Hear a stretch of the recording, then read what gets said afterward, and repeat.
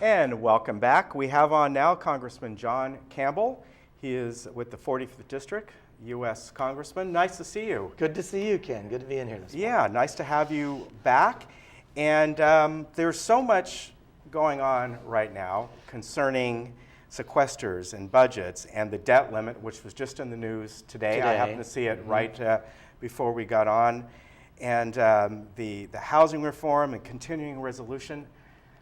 How do all you folks back there keep it all together? In other words, keep everything in line. I know you're with the several financial committees, aren't you?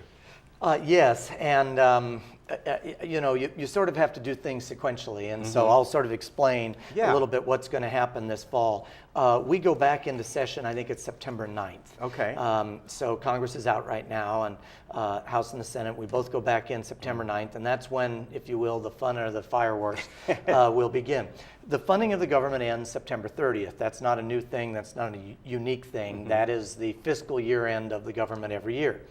So every year by October 1st, we have to have something in place to fund the government after that. So that's, if you will, flashpoint number one is September 30th. If the process worked the way it was supposed to, the House would have passed 12 appropriations bills, the Senate would have passed 12, we would have had a conference committee, would have passed 12, the President would have signed them, and we'd have all this stuff in place to fund the government.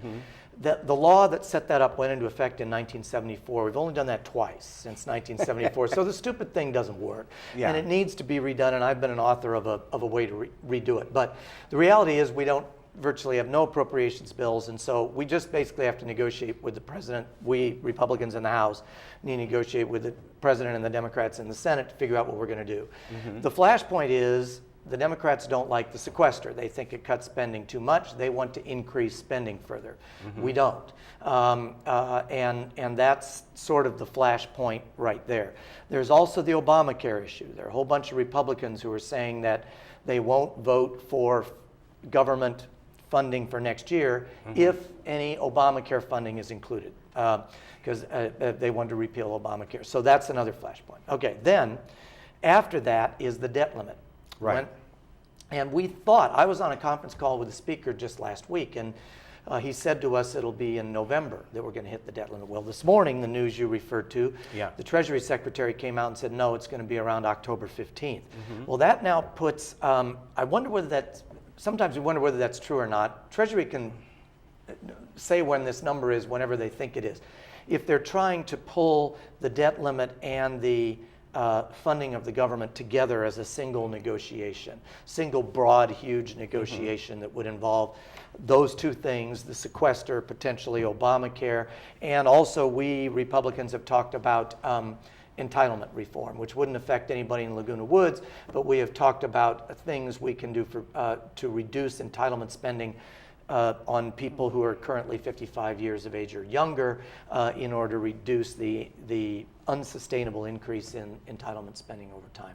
So it's going to be fireworks starting September 9th all the way until whenever this gets resolved. Now the debt limit is, you set a limit and you're going to hit it there, and if it's not increased, a lot of things will stop until that negotiation. But much like your own home, if you say, you know what, our credit cards are up to here, we got to stop, okay? And then you might turn around and say, well, we really need to do this here. Maybe we have to charge this thing again. In a nutshell, that's kind of what's happening, right? Yes. Only we're talking trillions of dollars, not a few $100s. To further your analogy, if you've been, if your lifestyle has been such that 40% of everything you buy, you charge on a credit card, and then the credit card company calls you up and says, stop, no more, then you have to cut your spending by 40%. Right.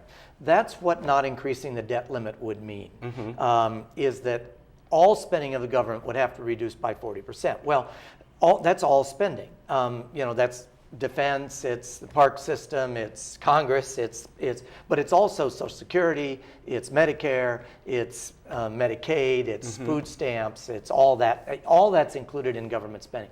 So somehow you'd have to reduce all that by 40% overnight, which is not practical. I mean, there are too many commitments that have been made, and you just can't do that. So that is why it is. you know, you have to do something with the debt limit.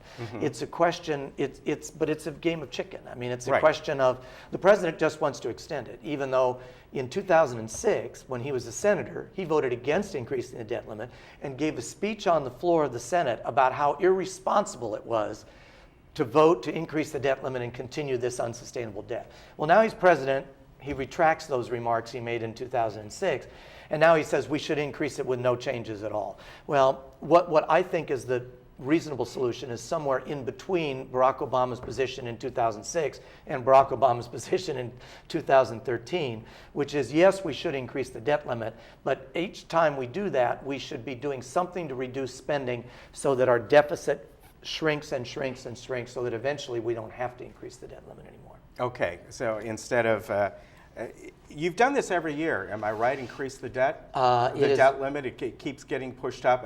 Yeah, recently, I think in my 9 years in Congress, we've already done something like 8 times or 7 times or something like that. Okay. Yeah, this is not a new thing either. It just comes up, it doesn't come up at a regular basis. When it comes up, it depends on how long we increase the debt. And we could agree increase it for 3 months, or we could agree to increase it for 3 years. I mean, it all depends on what agreements we make. Also being talked about, well, this is something that's gone on for years and years and years, called the continuing resolution, and if you can explain that. What that is I mentioned at the beginning here, that we're supposed to pass these 12 appropriations bills, and that's how you're supposed to fund the government under the law set in place in 1974. But we haven't done that except twice. So what you have to do is pass a continuing resolution. That's the thing we would do October 1st. And what that basically says is, okay, we will continue spending next year exactly the way we did it last year. Those are usually non-controversial. It's kind of like, okay, you want to increase spending, I want to reduce spending, we just keep it where it is, all right, you know, that's it. But increasingly in this Congress with this president, everything is controversial. And the Democrats, a number of Democrats are saying, we're not going to vote for the normal extension of a continuing resolution unless spending is increased, unless the sequester is repealed.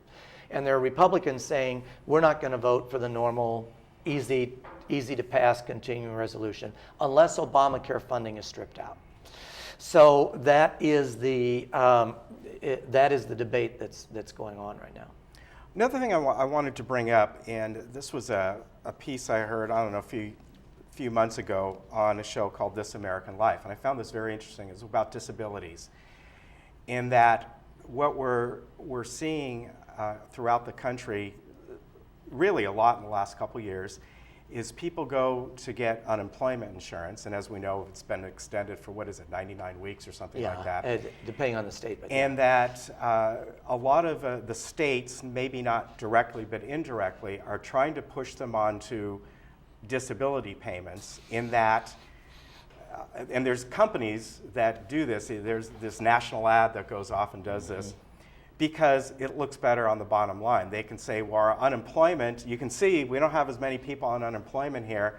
In reality, they don't really qualify for disabilities as you and I would think. In many cases, there was a town somewhere in Kentucky, wherever it was, you know, the people couldn't find the jobs they wanted or whatever it was. So that's what they put them on. And there are people who, both doctors and lawyers and things like this, and in general, they're going through loopholes. So, you know, you can say, well, look at all the people that have got off unemployment. Well, in reality, they've been transferred to disability payments. That can go on forever. That's right. There are a lot of perverse incentives, as you just suggested on that. If you're an employer, how much you pay for unemployment depends on how many people who've worked for you have been on unemployment. Disability is fixed.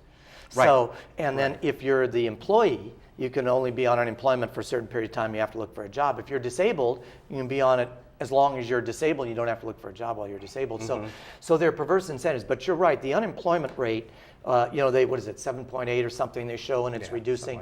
Like but there's so many factors in that that really are understating. And I don't know about you, Ken, but when I look around, the people I know, I still know a lot of people aren't working. And I don't think I know a lot more people working than I did before, even though the unemployment rate is dropping. But one of the other games they play on it is what's called the labor participation rate. And that is, of everybody 18 years and older, how many of them choose to work? Okay. Now, some people may decide, all right, I've retired, or I'm going to be a stay-at-home mom or a stay-at-home dad, so I'm not looking for work. They take you out of the whole calculation, and that makes unemployment look lower. So what's happened is they've been taking a lot of people out of the labor participation rate. The labor participation rate, which is the total number of adults, in other words, non-disabled adults, in the country, the percentage of those that claim that they say want to work, that want to participate in the labor force, is the lowest percentage since women basically went into the workforce in the 70s. And so that makes unemployment look better, but there's a whole lot fewer percentage of the population, of the total population working today than have been working any time in like the last 40 years. Right. And even though the unemployment rate, I think, is a little bit of a false statistic these days, the way they do it. Yeah, it can be skewed either way by things like this. And as you said, quite often, if people are just, I'm not going to even, I'm done with getting the unemployment checks, I'm past that, I just don't want to look for a while, they drop off that statistic. And the other thing that's not in that statistic is underemployed and partially employed. So I'm working 24 hours a week, but I want to work 40, but I can't find a 40-hour-a-week job. But I'm not employed. I'm still listed as employed because I'm working, but I'm not working the hours I want to. So these are a lot of the factors in there that I think are affecting that. And the labor participation rate is also being affected as welfare payments have gone up under Barack Obama, which they have significantly, and taxes at the high end have gone up under him, which they have. There are disincentives to work for people who make a lot of money and people who don't make a lot of money. So a lot of those people have dropped out of the workforce. Bad for the economy, bad for all kinds of things, but that's the Obama economy. Let's look on the other side of this. Recently, there was a poll taken a few months ago about dissatisfaction among working people. It was really high, it was like 70%, but one of the main factors wasn't so much their workplace or who they work with or things like that. It was, compared to 30 years ago, what we're making now, it's hard to keep up with normal payments. If you look at somebody who was making 20, 30 years ago, so much per hour, and yet our costs, the cost we don't often see, the cost of cars and taxes and gas and all that, have gone up maybe 300 or 400% over the last 30 years. Very few salaries or hourly wages have gone up 300 or 400% unless you're in the, of course, upper echelon. Right. You know, there's a lot of economic and sociological and studies and demographic studies of all this, because there's various factors that come into this. One thing is, as you suggested, okay, my income because of inflation has gone up 200%, but taxes are up 300%, healthcare is up 400%, education is up 500%. I'm making these numbers up, but relatively speaking, they're close, and those sorts of things. But on the other hand, what some demographers and sociologists will say, okay, yeah, but you have a smartphone and you have a computer and you have all these things that create capabilities that you weren't buying 30 or 40 years ago. And so your standard of living is up. And 30 or 40 years ago, not everybody had a TV. Now most people have 2 or 3. And now you have the computer, and now you have a smartphone, and now you have all these other things. Because some elements of the economy have actually gone down. A microwave oven nobody had 30 years ago. Now they're $80, whatever, and they used to be $1,000. So some people will say, well, but part of this dissatisfaction is caused by, and people eat out a lot more. That's another thing. People eat out way, way, way more than they did 30, 40 years ago. So some people will say, well, part of this dissatisfaction has been created by sort of an increase in people's expectations of what I should have in my life, given what I see around me and so forth. I should be able to eat out. I should be able to go on lots of vacations. I should be able to have a bunch of TVs and a boat and smartphones and all, which maybe 40 years ago, people didn't expect to have all those things. And some of that, some people say, is creating some of this dissatisfaction. But it is absolutely true that some elements of the economy The main ones are healthcare and education that have increased dramatically over wages and every other element of the economy. And interestingly, those are the two that are most subsidized by the federal government. Right. I mean, quite interesting in education. We know firsthand that a decent college right now, over the course of 4 years, can cost well north of $100,000. And, you know, unfortunately, a lot of these young adults, they're going to be leaving college far more in debt than I have ever been in my life. Yeah. And it's kind of sad. And this is a real problem. This is the student loans, the Pell Grants. Federal and state governments have been putting more and more money into subsidizing students. And what they hoped would happen is that the cost of a student going to college would go down, but it didn't. No. What happened is the colleges said, well, wait a minute, you're now getting $2,000 from the federal government. We can raise the tuition $2,000 and you'll be paying the same. So colleges dramatically have increased their costs. There is no element of the economy, not healthcare, not housing, not transportation, not food. No element of the economy has increased in cost more over the last 20 years than higher education. It is number one. And now finally, people are, it's one thing, and I don't agree, I agree with the president on hardly anything, but one thing he said the other day I do agree with him on, although it's a mixed message, is he said to colleges and universities, you guys are going to have to come into a new world, and you're going to have to figure out how to deliver an education that does two things better than it's doing today. One, it prepares people better for a job than it's doing today, and two, it is cheaper. Right.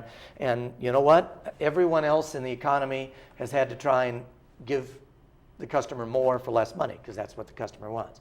And higher education has been exempt from that. I think that exemption is about to go away. You know, on continuing on that thought, and we'll get back to Obamacare here for, we got a couple minutes left. Even the folks that are, you know, there are people on both sides of this, as you well know, you know firsthand. There are even people, Democrats, that are saying they're part of this package we don't like, and there are Republicans that say they're part of this package we do like. Right. One of the things that I've heard across the board from both sides is that one of, if you want to say a misstep, a failure, one thing is that it almost emboldened the insurance and drug industry in that we're now guaranteed to get these payments that maybe we weren't before. Almost like the subsidies for college has emboldened the universities to raise costs. The subsidies for Obamacare or many things like this, even Medicare, sort of emboldened the industry saying, well, you know what?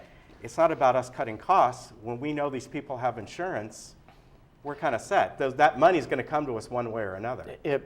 One thing when you look at Obama, it's reduced competition. And when you reduce competition, prices are going to go up. Now, what the president's idea was, well, no, we, the federal government, are going to come in and control things. We're going to put on cap on things, and we're going to do stuff like that. And that was part of his strategy. I don't think that's going to work. There's no indication so far that it's going to work. And people really don't want care rationed. You know, I mean, in this country, care is rationed in other countries. You know, I've talked to somebody in England not too long ago, and they said, well, you know, your surgery is going to be very expensive. You're 70-something. You've lived a good life. You don't get it.